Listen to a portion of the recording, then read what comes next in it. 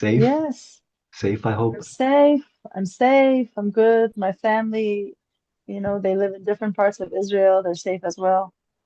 Okay, good. Yeah, yeah.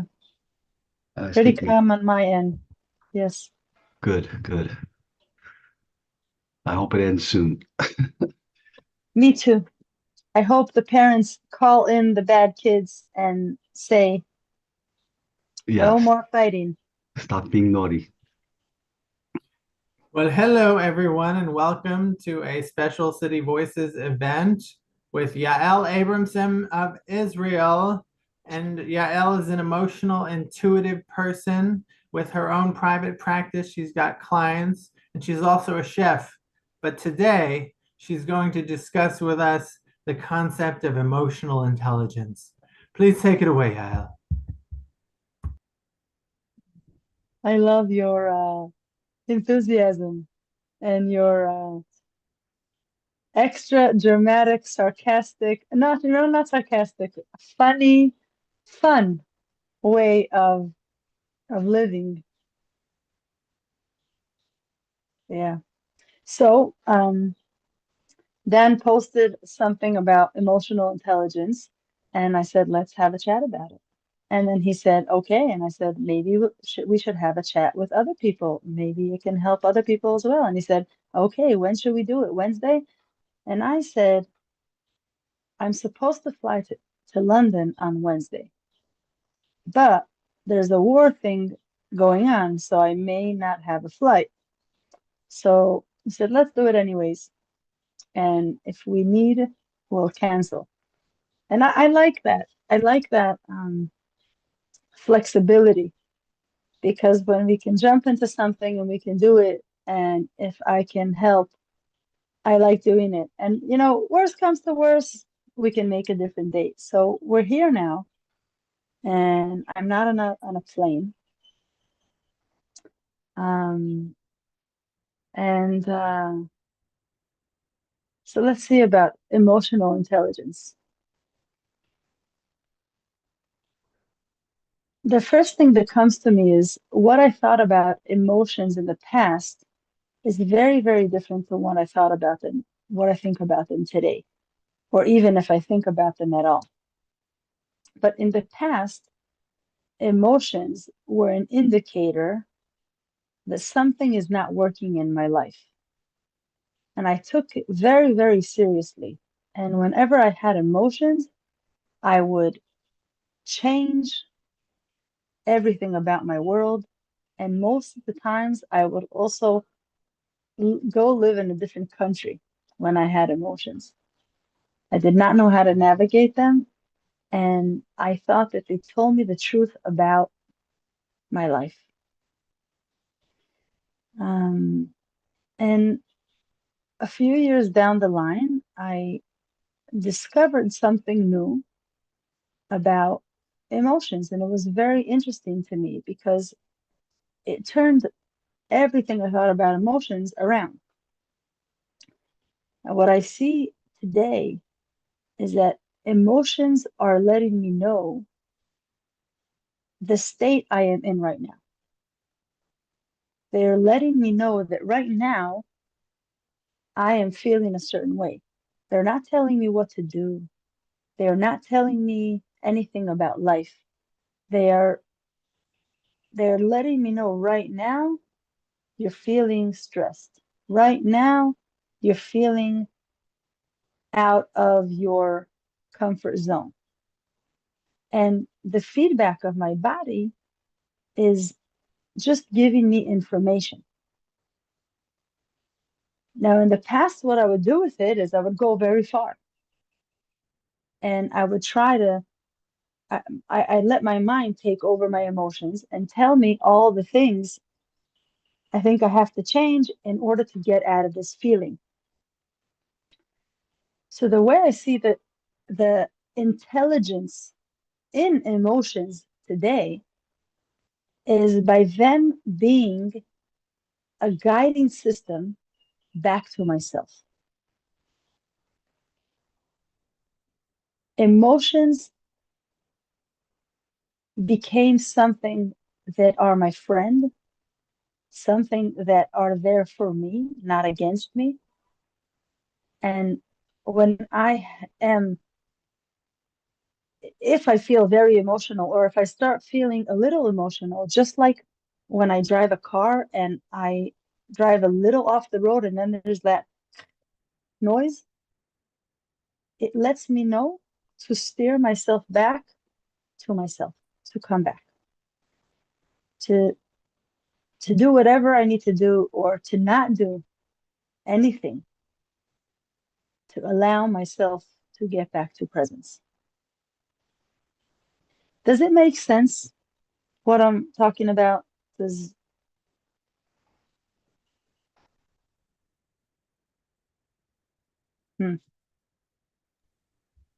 Thank you. There's some stuff in the chat, and there's a thumbs up, and yeah, I think you're making sense. Yeah. Yeah. Okay. So what else is there to talk about? So I actually do want to I'm going to go on another spiral from here, because the reason I do what I do today is not because I'm smart, or not because I am, I worked my way up the ladder of psychology, so I work with people. It's only because I went through a very hard time and was diagnosed with, multiple diagnoses, and been hospitalized a few times, which, you maybe read from my story. And I didn't know that life could be different. I didn't know that my diagnosis wasn't who I am. The moment I got the diagnosis of bipolar affective disorder, which means that I have depression and I have manic episodes, and I become very psychotic, and I do very weird and stupid stuff and harm myself and harm others. And the point for me that shook my life is when I was told that this is something that I was born with, and for some reason it broke out when I was 24 years old, and I forever will have to live with it. Therefore, I would forever have to be medicated. And to me, the pain and the suffering came from the fact that I thought that there is nothing I can do about it. It was like it was just given to me, so I can't do anything about it. I can't. It's not like someone gave me a very bad plate of food and I can say, okay, I don't want it, I'll just throw it away, right? So if this is how it happens, if the idea is that I was just born with it, so then I can't help myself. Just like the emotions, that if it just happens to me from the outside, I can't do anything about it. So I had this idea that I have to change the world in order to feel good. So till I don't change my parents and the community I grew up in and the people around me and my boss and my friends and the people that honk on the street. Because if I walked, 100 meters from the street and someone honked, I thought they're doing it because of me. So I had to change the whole world, and that is very heavy.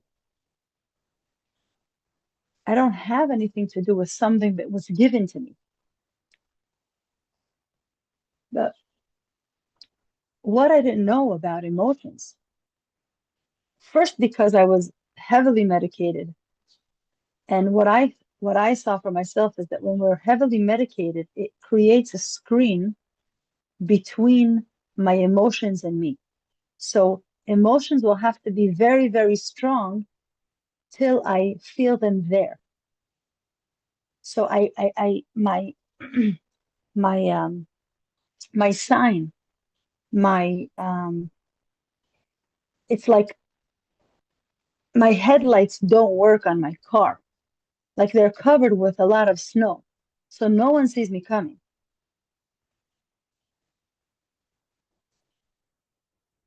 So I didn't like being on medication because I I I didn't feel. But I didn't know why feelings were there. I thought they were there to let me know because the world is bad, right? Or because people are doing things, so therefore I feel, or I get upset and I feel. But the beauty in feelings and emotions today, I see that they're there for me. They're there to let me know that I have stepped away from my life, from myself. I stepped away from here. And the the feelings are kind of calling me and telling me, hey, you're far away from reality. So today I see the beauty in them. You know, sometimes I don't realize it and they have to get louder, right? They have to get louder. So they tell me, hello, yeah, wake up. Can't you see that you think that I don't know, your sister is should be something else? You went far away. Come back, come back, come back. So everyone has their way to come back. Today I don't do anything, but in the past I used to. I had to. My brain and my head and my thoughts were so heavy that I had to pull myself back. Today I just it's very easy. It happens in a second. But in the past I had to walk outside and maybe listen to music or take myself out to the park and only, an hour into my walk I would wake up and I would be, oh right, oh, I got lost again. And slowly it became the wait to come back to myself became shorter and shorter and shorter. And I used to be upset for people for 3 years. That's a long time, a long period of suffering, waiting for someone. I was hurt as a child, Why did someone do that to me? So many things happened to me, and I kind of waited for someone to see that, to recognize it. I didn't know that I could do that for myself. So that's the part of the feelings.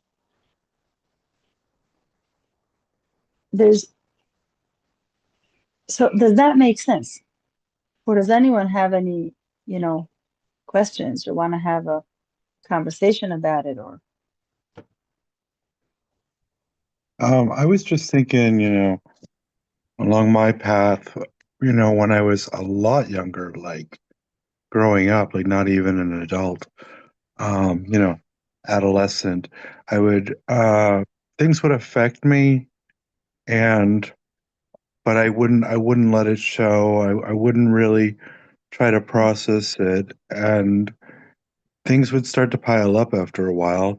And then I would like, this is again when I'm very young, it would come out through behavior of some kind. And, I don't deal with emotions as harshly then. I think I have, you get to be an adult, you also have more perspective. You can, think about things a different way. You can reinterpret it in some way or put it in a different context. But I still think sometimes, when I deal with emotions, when they do come up, related to like maybe a specific relationship or something that happened in my life, I kind of see like the way, you know, like I can't necessarily go around it. I don't think it's necessarily bad to go right through it and then to come out on the other end feeling like, you know, like they say like men sometimes have a hard time processing their emotions. You know, it's a generalization, but you know, when women, if like women, again, a generalization saying that when something happens, they break down and cry with their friends or something, and they process it so that they can come out the other end feeling, you know, stronger. And I kind of try to do things in more like that type of a way. But so I don't like deny the emotion, but I also don't want to get stuck with it. So I'll just like, you know, try to really understand what it is that's affecting me so that I don't have to think about it and, you know, have that suffering as much, if that makes sense. Yeah. Uh, that's just my experience. But I'm Yeah. looking into like Tai Chi and yoga now, so I want to go a little further, but that's been my experience. Yeah. Can I comment on that, Peter? Sure. First about the part of you being a child. I think that we're kind of in a new era where parents are learning how to be parents. You know, a few hundred years ago, there were still times where, parents brought children to the world because they needed labor workers, or people we weren't treated as children. We didn't know. Our parents didn't know. Not many people knew that a child, that the way to raise a child is to listen to them and to learn from them and to allow them to be themselves. And I myself had that experience too. I used to feel whatever everyone is feeling around, and I would pile things up, and then I would yell and scream. And and I was, and I'm a girl, and I acted exactly like you. So that's what I would do. And there was no one to talk to about it. That's what was hard for me. No one asked me, how are you really doing? What's going on inside of you? And that's what I feel that later on, years later, when I would look back, I would say, no one saw me. I was a kid. I had 9 siblings. And then I went through, the judgment and the blame and the blaming my parents. Why did you have so many kids and how did you raise me and all that? And I came to the point that in order for me to stop suffering, I had and I wanted to accept my parents as they were, because I saw that they did the best that they can with the tools they had. I knew that. I knew that they did the best they can. So that's what I got. And once I forgave them, because I forgave them and I understood and I let go, then I started finding good things about my childhood, and I started seeing, oh, they didn't teach me about love. I want to learn about love. Right? So I started seeing that so many things that I thought they didn't teach me, I could learn. So there was a lot of pain and suffering there that I was able to let go because I understood that they just didn't know any better. And if they would know, they would do something different. I know that for sure. And the part about the emotions, it's actually the the part that I wanted to talk about next. And we kind of step into it with what you were sharing, is that what I saw is that, I mean, we can exercise whatever exercise we want. We can learn Tai Chi, and we can do yoga, and we can do Pilates, and we can do grounding. But when an emotion comes up, I saw for a fact in me that trying to understand an emotion while it's happening is kind of dangerous. An emotion has its own intelligence, and it knows how to navigate its way through me if I allow it. It's like, imagine it's a memory of that story or that certain relationship. It's like kind of an energy that got stuck in that kind of relationship. It's a memory from the past. And now it wants to go through me. But my brain remembers the fear. My brain remembers the survival. And it thinks it's happening now. So it tries to explain to me all these things. So what I say is like if we could try this out for ourselves, to allow an emotion to go through me without my brain. If I will need to understand something about it, I will understand it later, but I won't understand it right now. Because right now, it's like a marble that's going through a tube, and I'm trying to tell the marble, go, go, go. And the marble's like, I'm round. I know how to go. So instead of, trying to understand, and we feel, oh my God, we're so afraid of this emotion because there's a story around it. If we can allow it to go through us, pulling ourselves into our body and away from the brain, something very, very, very beautiful can happen, which the emotion moves through and it dissipates on its own. And we come home to ourselves. And the first time I experienced that, I mean, I thought my body is going to explode on the wall because there was a lot of emotion there. But I remembered what I learned and I pulled myself down from my brain and I did not let any thoughts hijack this moment. And that energy, that feeling that it moved through and it came out of me. And the way my body felt was such freedom. I never thought that only me being me can feel this experience. I thought it comes from someone else. I thought it comes from a relationship. I thought it comes from when I let that feeling go without explaining it. It's like I was reborn. So when we understand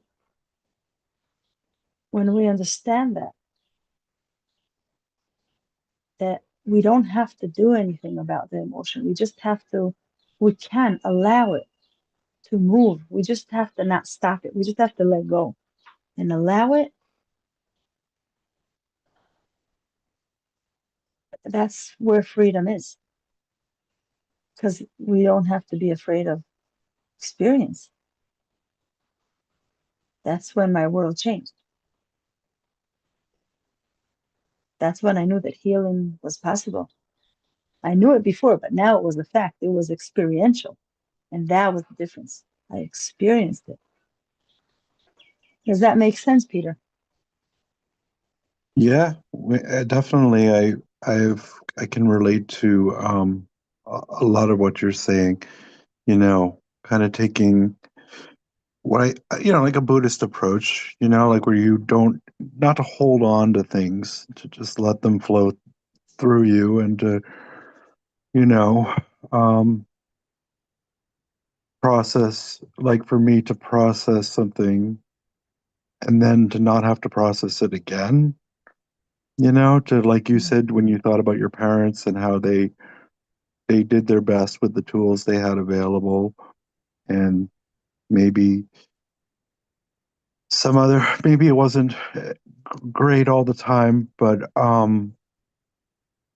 they were doing the best given uh what they knew and what they had available. And yeah, so I don't have that much to say, but I definitely, that's something I learned in life, having to sort of like find like where I really belonged and where I would thrive, including like like my physical environment, like who I wanted to associate with. And I made some pretty big changes over time. And I think I'm in a better place now with a little more even education that I didn't have before, you know. And some things I think also hopefully come with getting a little older, you know, like hopefully that can have an effect. You can put your life in more perspective. Um, but yeah, sometimes my emotions occasionally do get the better of me. Still, but when I look back, I can say, well, I've made a lot of progress, and I can recognize that. And they, I don't get jammed up ever the way that I used to. You know, if anything, finding a healthy way to process it if you need to without blowing up on somebody or something that's going to be counterproductive and is going to set you back. But if whatever it is that works for you, for me, you know it could be just some sort of activity or music or something. I don't know. But yeah. Yeah. Yeah, that's great. Yeah, like playing the drum. Yeah. Yeah. It's I a don't know. beautiful gift to look back. Because True. sometimes when we have a hard time, we don't give ourselves credit. And pulling ourselves up and changing our life and just acting different than I did then. It's a little different. It's a little different. It's a little different. To me, those are big steps, and recognizing where we came from is a very big gift that we can give to ourselves. And I think that we all can be kinder to us. Yeah, thank you, Peter. Diana.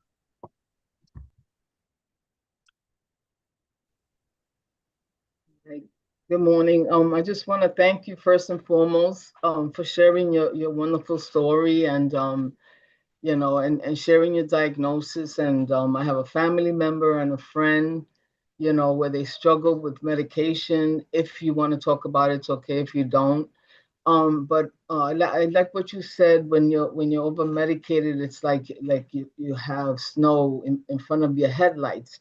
So I wanted to find out if you can give you know any examples of because you're absolutely right. My family member and my friend says that they feel over medicated.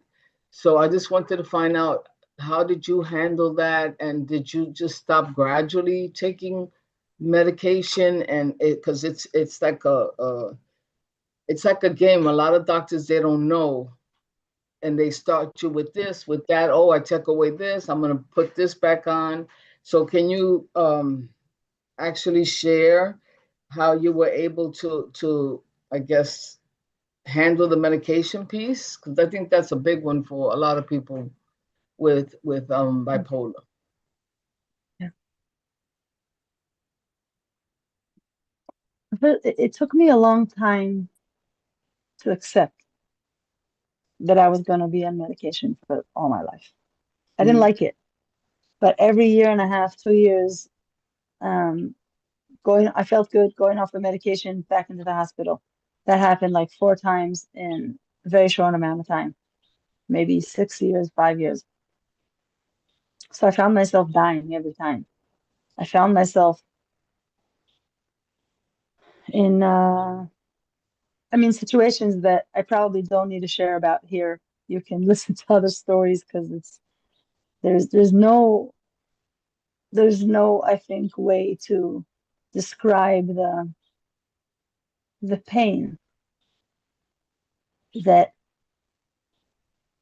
I was in when I thought that I was so good.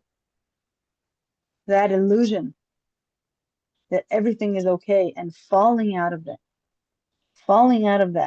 because it seems so real. It seems like it's the answer to all the pain and all the suffering. And it is in a way.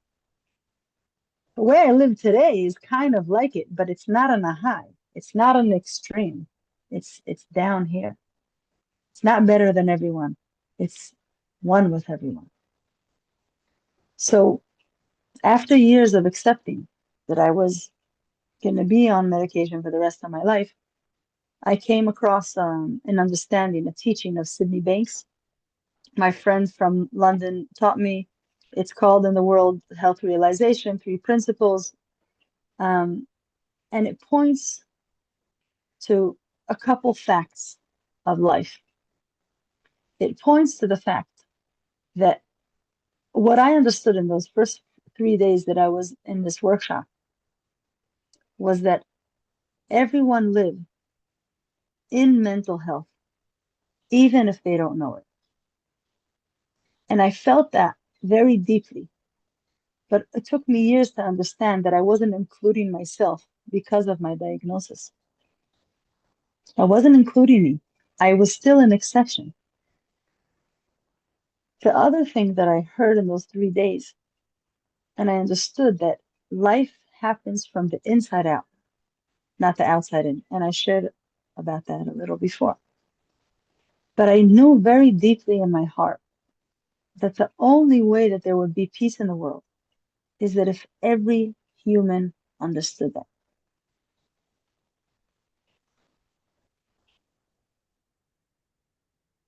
And I was in a very bad place in my life, but I understood that. And I saw, and the third thing that I saw was that I heard them talk about this guy, Sydney Banks, that had very little education. And he saw that insecurity was a thought. I didn't understand what he meant. I didn't understand what they meant. But till that point, I thought that that who I am is mad, upset, and insecure. And if there was one person that saw that insecurity wasn't them, it sparked curiosity in me. Because I never heard anyone speak about this like this. I did psychology and psychiatry, and people tried to help me. And when I sat in this room, it sounded like they were talking about a Bible to what's going on in my head. And I was like, I didn't know people talk about that. Like I started understanding that. So that's what I saw in those first 3 days. Now, once I started understanding that my thoughts are not who I am, it freaked me out at first. But then I was curious, wait, so if my thoughts are not who I am, who am I? And I started seeing that all the parts that I thought were me, which were my feelings, my emotions, my experiences, the things I did, the things I knew, the things I didn't know, that's exactly who I'm not. And when I started having this feeling of being present started sparking in me very, very little, I understood that that's me. So I became less afraid of everything I thought till then. So I'm pushing 2 years ahead. I go to a conference in London, and there's a psychiatrist there.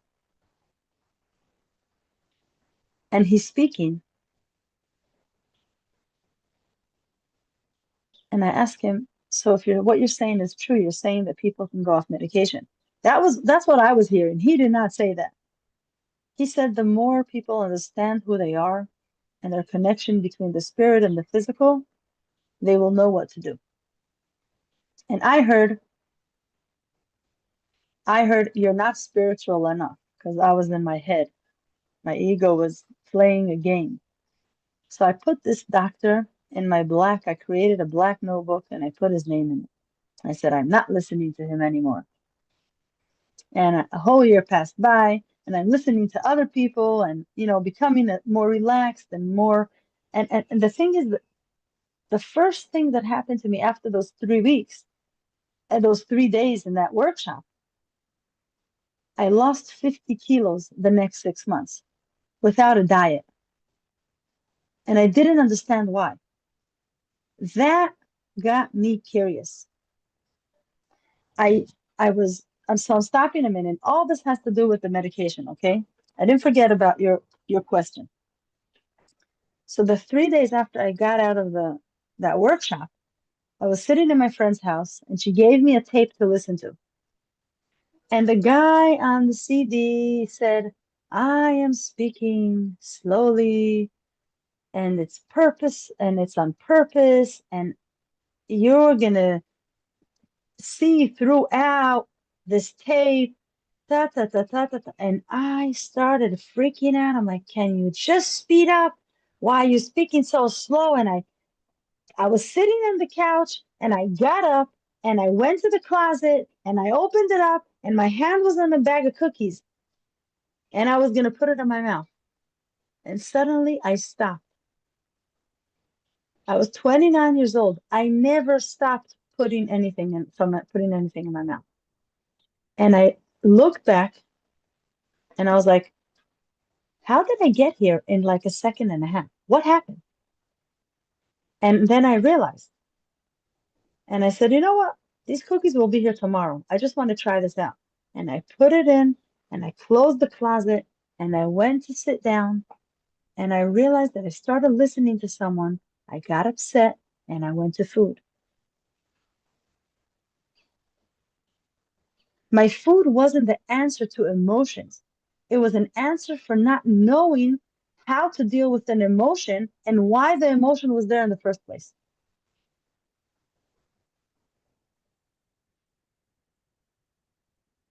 And then I lost 50 kilos the next 6 months. And I started getting less upset and less mad. And I didn't understand why. So I continued listening.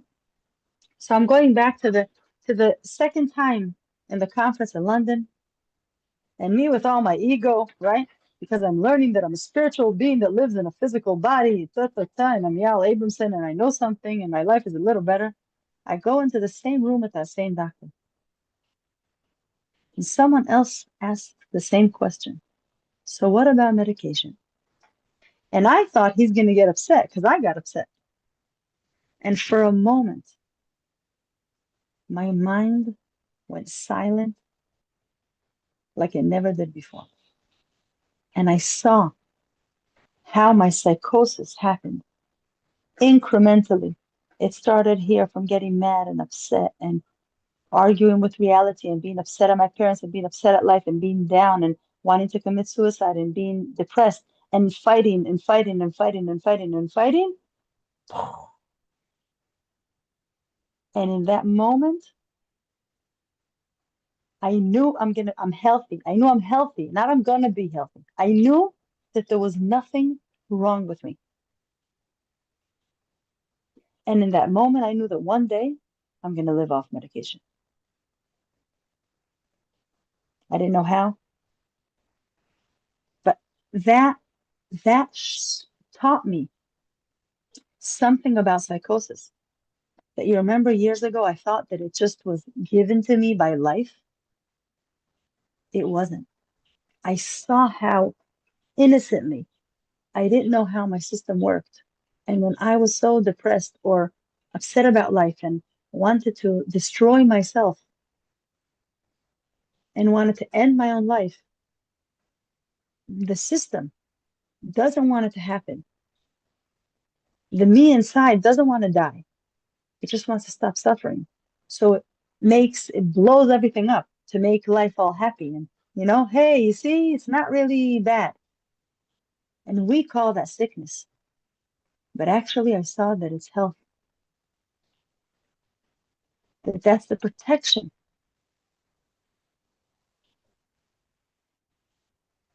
of doing stupid things when we are not in our sanity and we don't have a clear mind and we don't have common sense. So starting to calm down and catching myself when I get mad and coming back, gave me the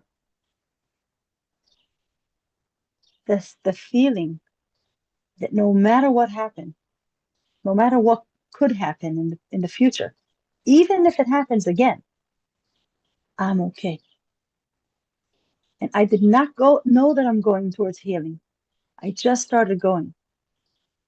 And I started going off medication, and I read that, a month for a year. So I took a very long journey and I went off. But I didn't know the part about the feelings yet. So I went off a little. I went off and I did stupid things, but not that stupid, I learned to forgive myself very quickly, and I learned to wake up. I learned to have my feelings and emotions as a guiding presence that's always there, that if I'm very emotional, I don't act. If I am very upset, I don't act.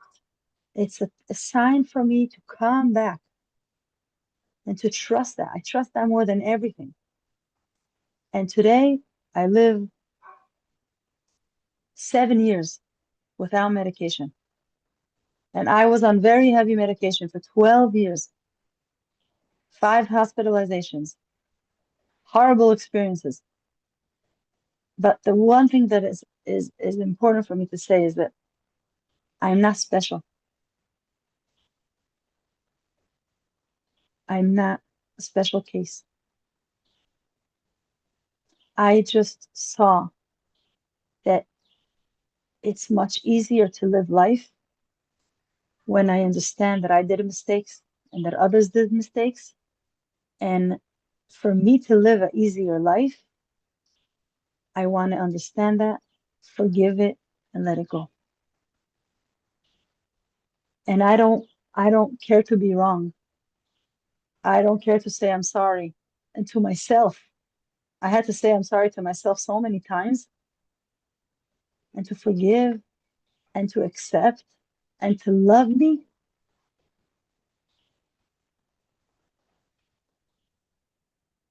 So it didn't matter what happened to me anymore. It matters how I live now. Beautiful. Thank you. Thank you. Congratulations. Thank you. Did that answer your question?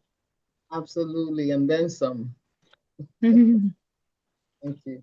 Yael, you mentioned pleasure. it wasn't the most you said so many important things, but one thing you said was about the cookies.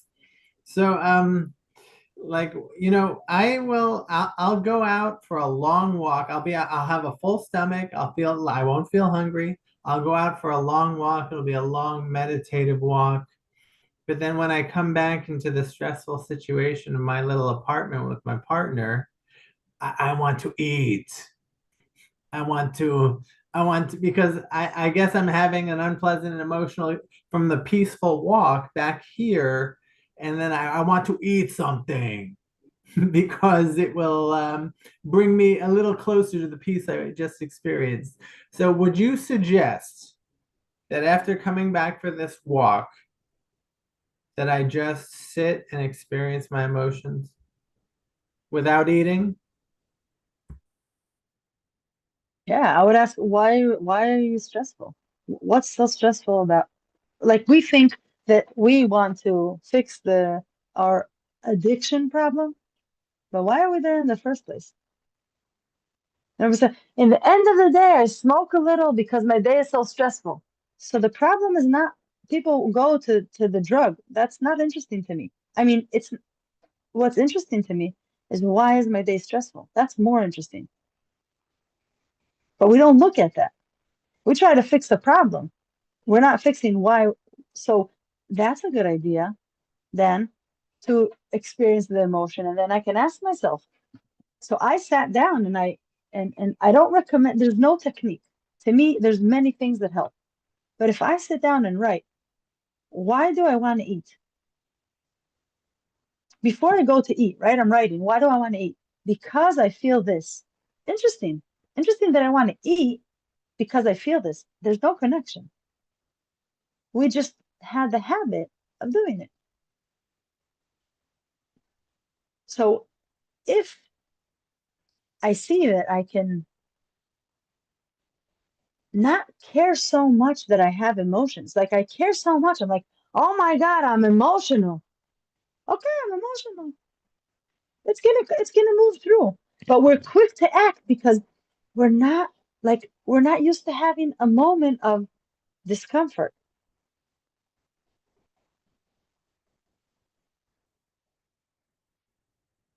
So first, if I have to be free, to me, to be free is to allow myself to experience every emotion. That's freedom. That's freedom. From this range to that range. Like I don't have to be happy all the time. I don't want to be happy all the time. I just want to be alive. I want to be alive. I want to be just living. I don't have to be, I'm happy. Yeah, my life is so happy. It's tiring. I want to be, I'm part of this life, you know, trees, they sometimes sway and most of the time they just like flare their leaves a little. Like I enjoy being alive. Is there now emotional intelligence is in part emotional, they call it regulation, right? Like it sounds like a government law or something. Yeah. But I think what they mean is that you know, even if we're having like huge emotions, that we don't that we can put some distance and observe and not get carried away, right? Yeah. Why do I have to, what's that word regulation, right? So first, the first thing is that comes up to me is like people are scared of it.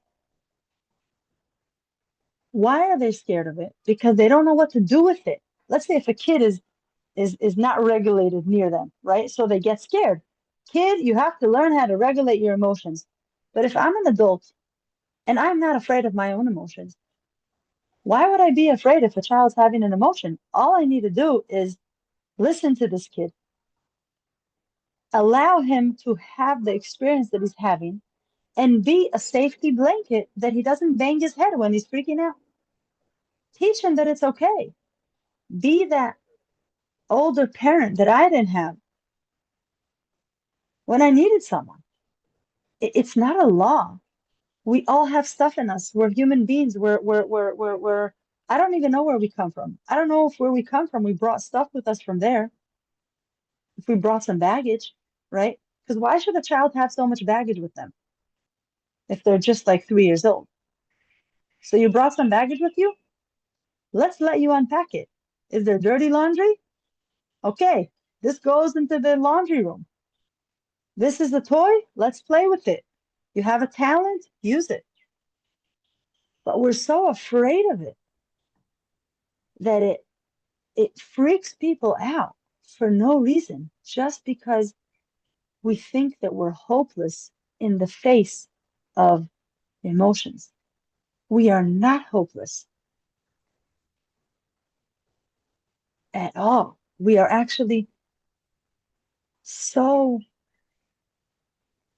intelligent and resilient and have so much ability if we would just not be afraid of it.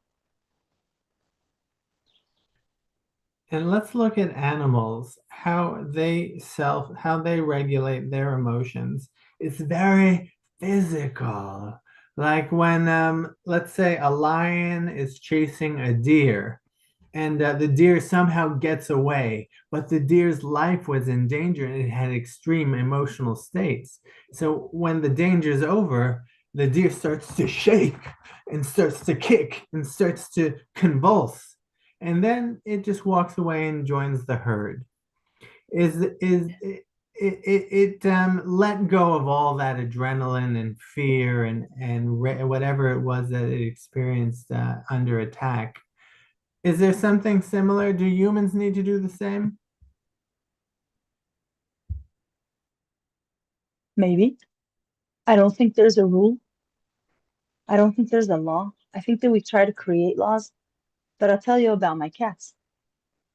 If they get involved with each other, all their hair, from the tail, it all stands up like a train, and they growl at each other and they're like, they kind of like suddenly I have lions in my house. I'm like, I thought I have nice cats, right? Suddenly they're all like, you know, and then they either have a little fight or they both give in and they turn around and they find a corner and they curl up and wait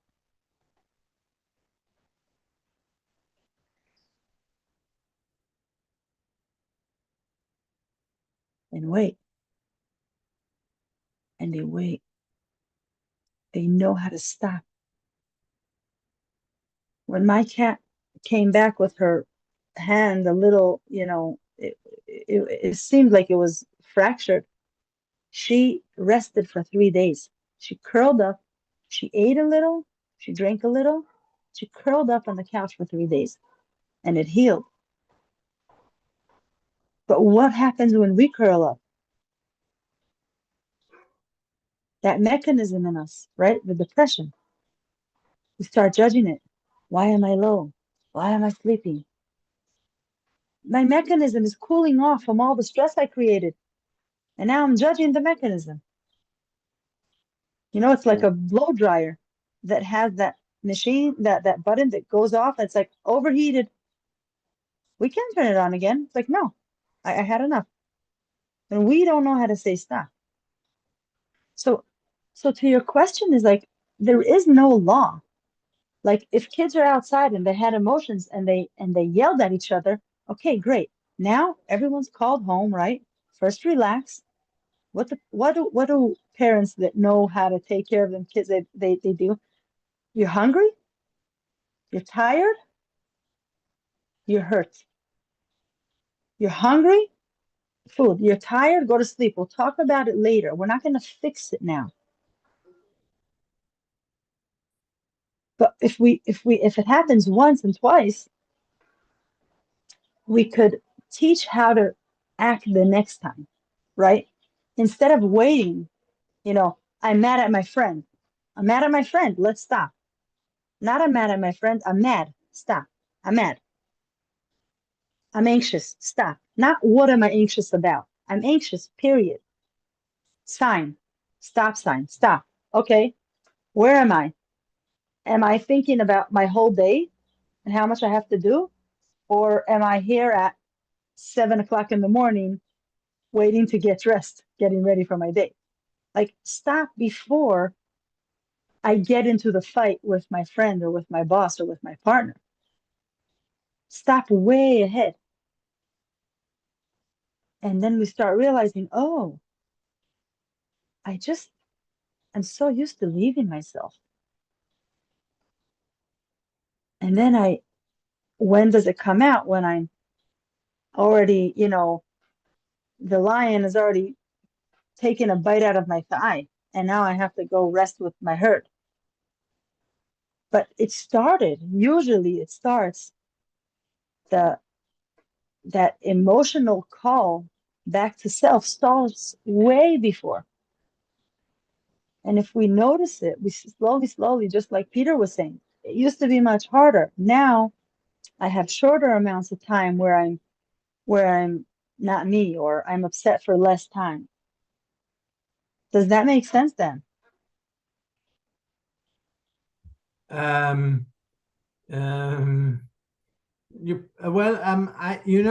think I just listen and I go with the flow. I'm not making sense of things. Oh, great. Yay. I like that. Yeah. I'm just sitting here peacefully listening. It's a hard question to answer. Okay, good. I like your flow. Yeah, it's good. It's always good to check in with yourself. Like if you were like, say, because these things have real world impacts. Say you were biking to work and a car splashed you and you got this puddle, or you fell or something, or whatever had happened. And then you go into work and, you don't really have time to process it because you have to be somewhere right away. And then you end up blowing up on somebody later. It's like, it's really important to check in with yourself. And yeah, the sooner you can see it, the better, because some things are like immediate, like the puddle and maybe the person or the animal or whatever it might be, or you take it out on. And some things are more like happen over longer periods of time, and I don't know. Yeah. But yeah, like, when a relationship is, when there's some reason to go back to yourself, as you were saying, like, just to recognize that. And so it's sometimes like something that happens in a moment, and sometimes it's reflecting on something that's taken up a much bigger portion of your life. But in both cases, you got to check in with yourself, I think.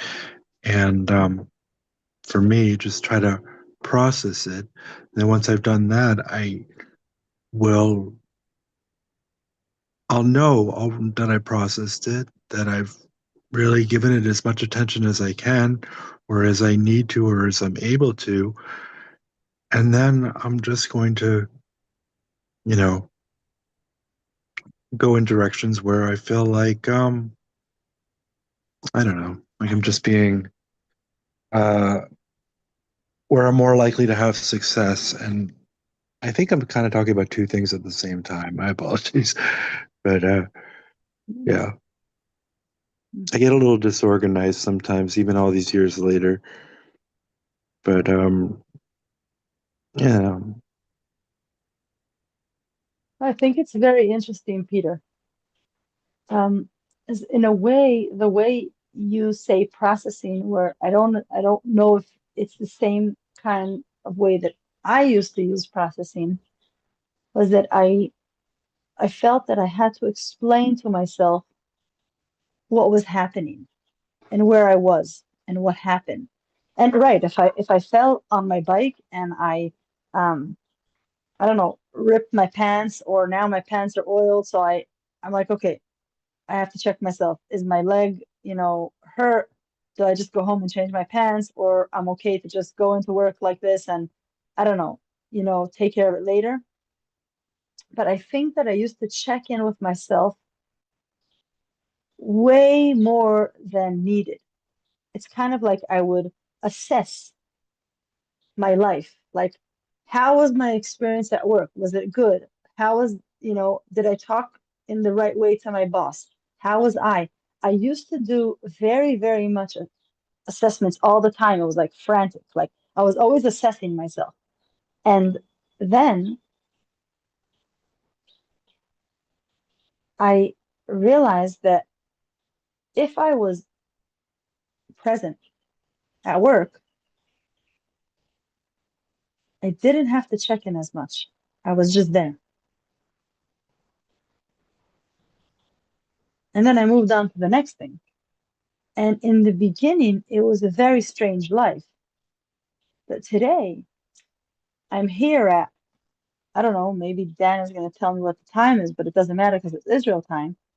And I don't find it so important to remember what I did today and to check in with everything that I did today.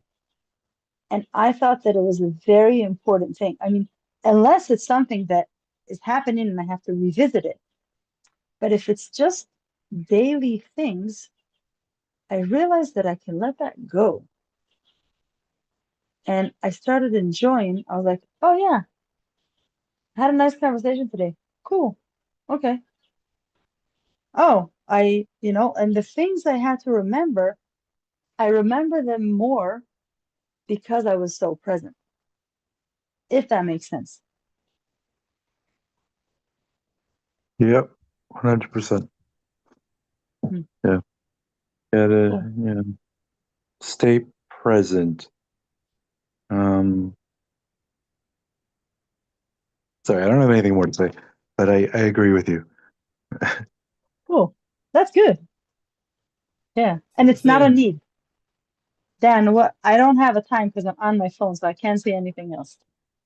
oh, it's okay. Well, it's 12:03 our time, which means Oh, amazing. it's 7 o'clock your time, 7:03 your time. Do you have another 15, 20 minutes, a half Oh, hour with yeah. us? Okay. I have time. All right. Now let's talk about anger. Anger, you guys. I've been accused of being passive aggressive by the person who knows me best, which is my partner of 20 plus years, who I live with, every day. And passive aggressive means to me that I'll get triggered by a little something, whatever it is, and I'll start to rumble, the rumbling with the anger, and I feel it, and I'm like, uh-oh, I'm angry now, uh-oh. And so then I'll just sort of sit with it, but the anger will simmer there, and it will percolate. And then all of a sudden, a second thing makes me even more angry. I'm triggered again while I'm being vulnerable with my original anger. And then I explode because I can't have twice. I can't have the anger twice. I can't have my anger triggered by more anger. Talk to us, yeah. Can't you? Well, I don't know. I haven't really tried. See, we have all kind of rules. We made up these rules. I cannot be triggered twice. I am not allowed to let go of my triggerednism. Can we make up a word? Of me being triggered. Okay. I see being triggered as something very different. Someone very smart once said, if I squeeze a lemon, can orange juice come out of it? Why is that funny? I don't know. I find that to be very funny. Yeah. So if someone's pushing your buttons, right? So I used the things that was triggered, let's say the people that I were triggered from started becoming a gift for me to let me know that I still have something inside that for some reason I didn't know I can let go of it. For some reason in the past, my anger was serving me in such a way, in some kind of way. And when someone says something that I don't like, my anger comes up. So for me, it's an opportunity to let go of anger, right? Because if you had laughter inside and someone would push your buttons, laughter would come out, right? Lemons, oranges, Mhm. see? So to me, it became a gift. I was like, oh, interesting. What? I have anger inside. So what I started doing is every time I got triggered, or I would call an emotion would come up, it would be a chance for me to let something go. I stop everything I'm doing. I have no communication with anyone, as much as I can, right? If I'm at work, I would take myself to the restroom. If I was walking outside and I felt an emotion come up, I would stop and let it go through me. Because when I am feeling or having a memory, an emotional memory coming up, that for you, it's anger. I don't want to act or talk or say anything from this place because everything I do, I'm going to have to ask forgiveness from myself and from others. So Dr. Pettit has a beautiful metaphor. He says, put duct tape on your mouth and sit on your hands. till it goes away. And it will go away if we don't feed it. So to me, the people that are close to us, sometimes they give us the gift to show us what we have inside.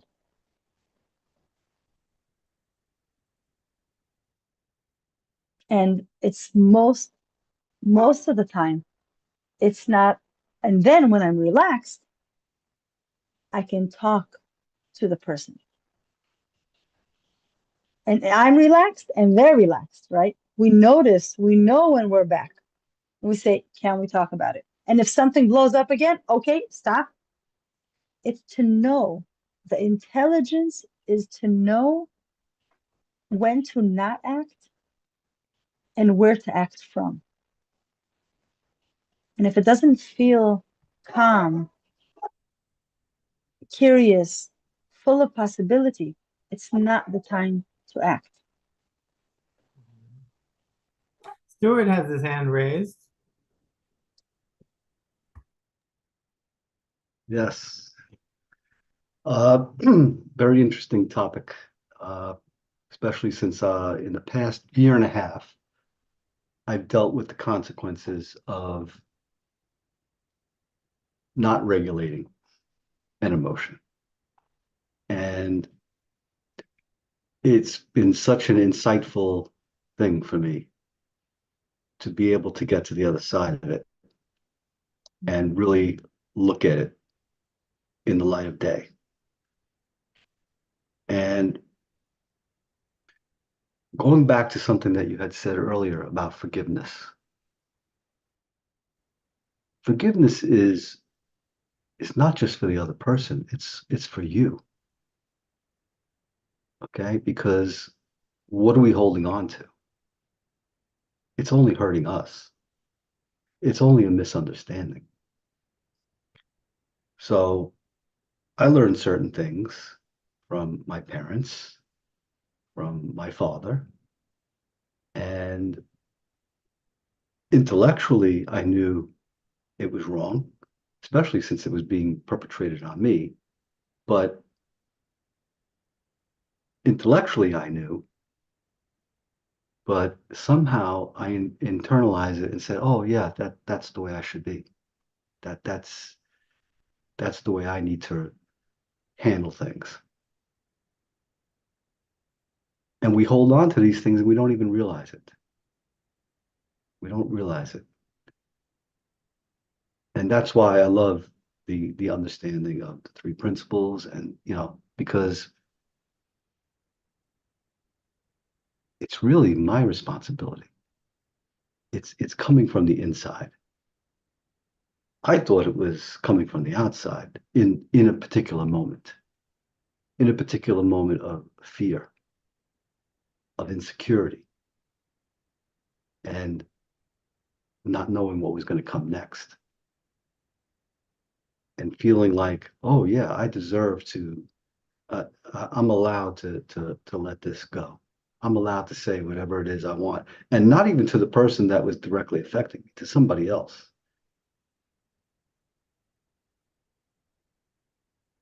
And taking so much time to really come to that conclusion, and not understanding the damage that I had done. Words have consequences, and yeah, I needed to get that duct tape out, and I needed to sit on my hands and just let it flow. But I wasn't seeing it in the moment. So I forgive the person that I learned it from, and I have to forgive myself, first of all. And nothing is the end of the world. Nothing. Okay. And that's what we think sometimes, oh, that's it. That's it. It's all over. I can't go forward now, or I'm a hypocrite, or, I'm not, I'm talking about something, but I'm not doing it myself. And I don't want to live like that. I don't want to live in speaking something and not speaking something to somebody else and not seeing it for myself. That's not who I want to be. I want to be in alignment, with that spirit that I know is beautiful. The spirit is it just wants the best for all of us. That's what it's about. But we just don't see it. And sometimes just understanding how this operating system works is all we need. I was listening to something on YouTube about someone that talks about this, and he was saying he was on a plane and they were hitting turbulence, and everybody was freaking out. Kids were getting upset. People were getting upset, And then there was this one woman sitting in a different part of the plane, and she was just, everything's okay. Everything's, you know, she didn't seem to be affected at all. And this person went over to them and said, why is it that you're so calm?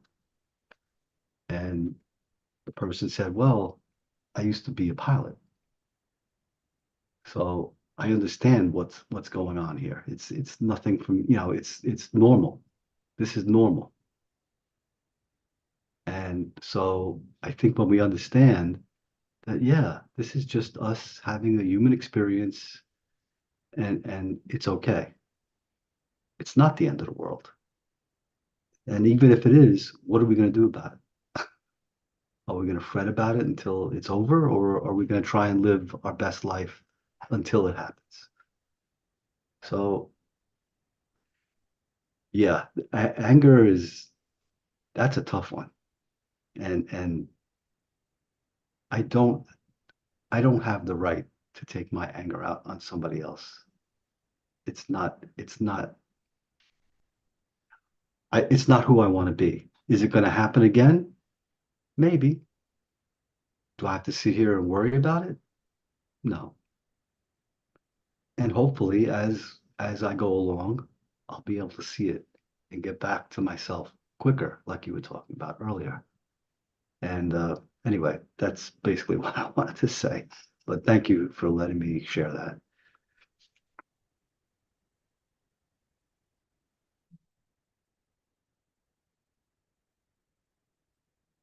Sure, that is beautiful. I forget how anger used to be almost my every moment for years.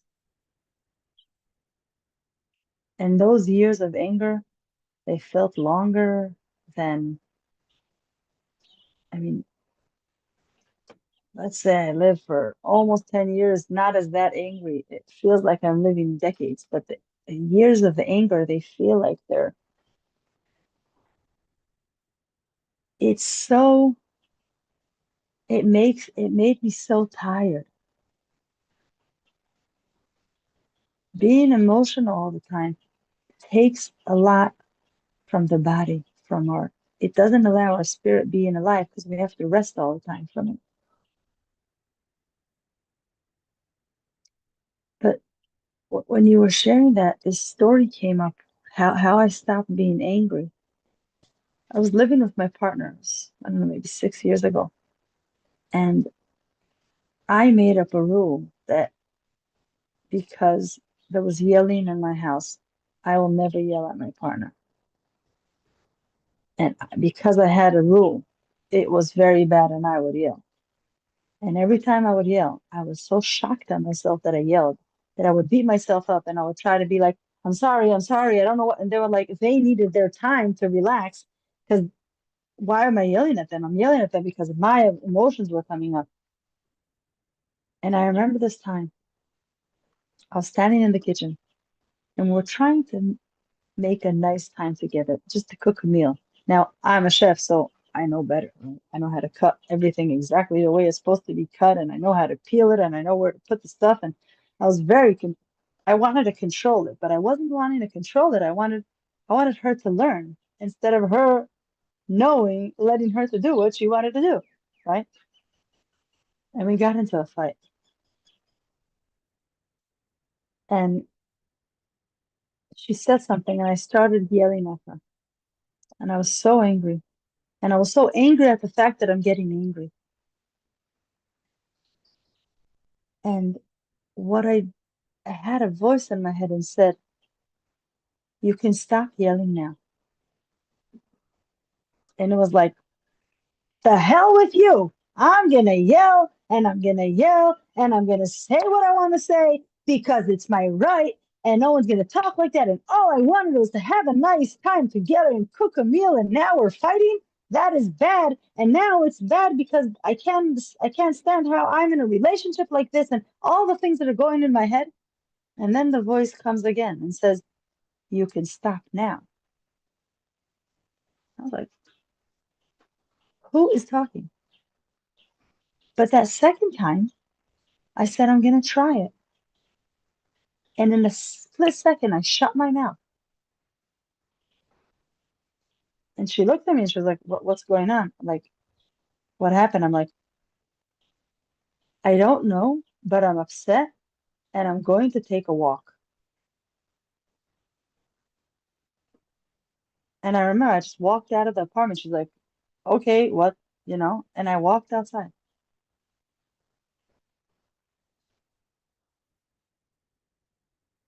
And I didn't know I could act differently. And it took me a long time to know that the way I'm acting to others, I only accept it because inside, that's how I act to myself. I yell at myself. I'm mad at myself. I beat myself up. And I, for years, I thought that I committed suicide because the pain was so strong that I didn't want to live with it anymore. But years later, I understood, is it because there came a time in my life where I had no ounce of love for myself. And that's why I felt like I deserved to die, because there's just no love anymore. And that's when I learned that it's our job to love ourselves. Now I go back to what Stuart said. If I understand that I made a mistake and the people made mistakes, and I accept that, and I forgive myself and others, and I let go, I become free. But I have to understand that in the first place, I made a mistake. Big or small, doesn't matter. Others make mistakes, and it's okay. And now we learn better, and we do better. And we let go. We let go of the baggage.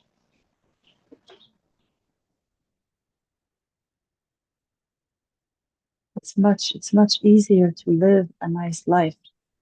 In the beginning, it's hard because we're so used to driving straight. When you turn to left on the car or right, like if you're driving straight, the car just drives. You don't have to navigate it, right? It's regular. We're doing our regular thing and our habits. But if we need to turn left, there's resistance, right? We have to hold the car all the way. But then we becomes easy. It's like, oh, driving is easy. So I don't care to change my mind a million times, to let go of everything. Why? Because it gives me freedom. And eventually the art, because it's really an art, the art of letting go becomes unconscious, natural, second nature, which is, and if you ever met someone who unconsciously just lets go and is living in complete freedom, when you meet that person, it. And you just like, wow, like maybe like what was the fellow's name that was so inspirational that you went to a workshop, what was his name again? you and Sydney Banks. Sydney Banks, yeah, like you meet Sydney Banks and you're like, wow, this guy does it unconsciously. It's incredible, and you can hear it in his, you can see it in his energy and in the way he moves and the way he talks.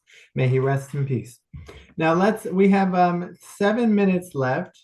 Why don't we do a check-in with everyone just to see how everyone is doing?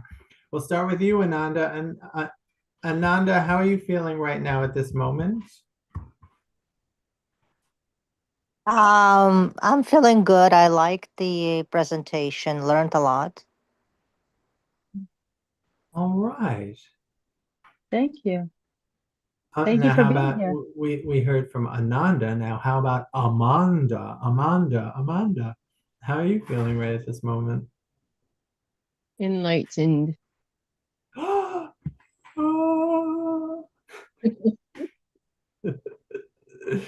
Christopher, how are you feeling right at this moment? I'm feeling very heard and represented by the discussion today. I could relate to everything that was going on, and it helps me feel a little bit more comfort that, of course, I'm not alone in these kinds of thoughts, feelings, or experiences. And yeah, just glad to be here. I really appreciate Dan and Yael organizing this, and it's great to see everybody else here on the call. So yeah, thank you, and I apologize for choppy internet. Yeah. Hopefully you can hear me. Thanks, Dan. You're crystal clear. You're Crystal Christopher. Crystal Christopher. Yes, indeed. Hello, Ben here. How are you doing right at this moment, Ben here? Please unmute yourself. Cannot hear you, but I see your lips moving. Yes, Did he indeed. say he So, can't because his boss is there or something like that? oh, he can't because his can't access my mic. Oh, that booze. The alcohol. Yes, the alcohol, and can't access the mic, the booze and everything. Yes, got it. Okay, well, welcome, Ben. It's nice to have you. I'm glad you're here. Stuart, how are you feeling right at this moment? I'm having some internet trouble also, but hopefully you can hear me. Yes, I have spoken with Yael before, and uh, again, just great to hear her and remind me of what I'm experiencing and trying how to show up in this world and uh, be there for other people and support them in their journey wherever they're at. Um, Sometimes I want them to be further, but that's not my choice. That's not up to me. I can only do what I can do. And I'm learning that more and more. And I just appreciate Yael doing what she does. And I learn a lot from everybody. And I appreciate her being here and doing this. And once I saw that she was going to be here, I was like, oh, I gotta go. I don't care what's going on. I gotta be there. So thank you. Thank you. And thank you, Dan, for putting this together. Yael, for being here. Thank you, Stuart. All right. Well, we have 4 minutes left. So would you like to give a 4-minute speech, Yael? Hey, we didn't hear from Diane and Peter. Oh, wait, where's Diana, that? Hold on. how are Is they there... feeling right now? Oh, I'm sorry. Oh, that's right. Go ahead, Diana, I'm gonna please. make it quick. You need to be on TED Talks. I wish this was recorded, and I feel enlightened. And when my husband walks through the door of 40 years, Dan, I'm zipping it. I'm gonna just watch it like a movie because I feel like he's sometimes like, yes, he's a narcissist. So there's a lot going on, but you really helped me to really think about my emotions and the duct tape. You gave us so much information. So thank you. Thank you. Oh, and it is being recorded, Diana, so I'll share the video with you. Wonderful. Thank you. You can fast forward to your favorite parts. Yes. And finally, awesome. Cool. And finally, we have Peter. Peter, how are you feeling right at this moment? I'm feeling I'm feeling good. This was a good conversation. Um, some of it's like reinforcement for me, but I like being involved in these kinds of conversations, and um, you know, I, I feel like, yeah, it's good to have like communities that can communicate in this way, and um, can be insightful like this. And I really can't, there's nothing to question. I feel like it's all very valid and all very real. Um, and yeah, it definitely, helps me to how to think, and how to, you know, um, and how to look at things. But I'm not, it's not all verbal for me, because I'm not like Yale. I don't always give a good speech. Depends on the day. Some days I'm very clear. Some days I kind of get off track. But some of this stuff over time has become more internalized for me. And the more, I mean, it's good to have these kinds of conversations. Thank you. And really quick, do you have a book? Do you have a My book? my book is on the way. Oh, I great. am I welcome any opportunity. If you know anyone on TED, I'll come. But I have a few, conversations or I don't know, interviews out there. I can maybe share with Dan some links